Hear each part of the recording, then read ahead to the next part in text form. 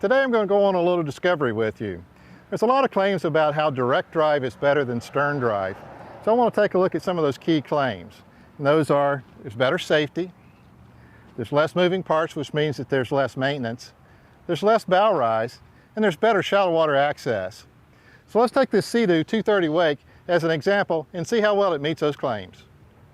One of the claims I've heard is that direct drive engines will consume less fuel overall versus the stern drive. At first blush, this seems plausible since the engine doesn't have to also turn a transmission and the boat doesn't have gear hanging below the keel line acting as additional resistance to overcome before reaching plain or comfortable and economic cruising speed. In overall performance, the numbers are similar, with a tip of the hat to taking less time to get on plane, therefore burning less fuel on the way to cruising speed. Since you're probably more familiar with the stern drive, let's see just what I'm speaking about in a direct drive. Looking from underneath on the trailer, you can see the direct drive uses a nozzle system at the stern and that it's nearly level with the keel. There are no moving parts here, only the nozzle and the jet of water as it's forced through a high rate of speed. The nozzles move to direct the flow, allowing faster reaction and more precise control of the direction of the boat. This has an additional benefit in safety as there are no spinning blades that can do severe, even deadly damage if a person comes in contact with it, even if the motor's not turning. We often hear about the benefit of taking your Sea-Doo into very shallow water. The fact that you don't have the drive gear sticking into the water is the primary reason you're also able to do just that. As for the bow rise, the direct drive engine's gulping the water from beneath the boat and shooting it directly out the stern from the first spin of the impeller. It doesn't have to lift out of the hole like a stern drive before it catches momentum.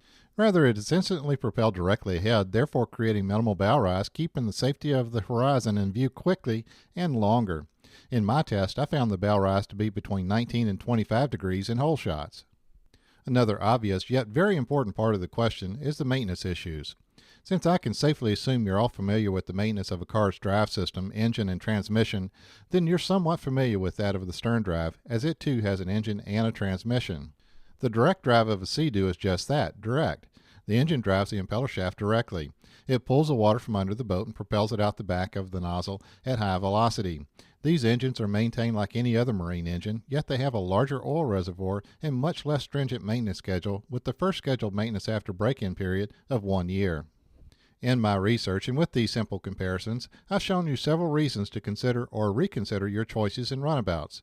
Direct drive engines deliver you more power faster, generally burning less fuel at cruise and offering a wider expanse around the waterway to play with their shallow draft.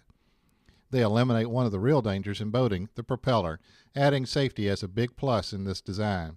I believe direct drive engines can be a very good choice for you and your family.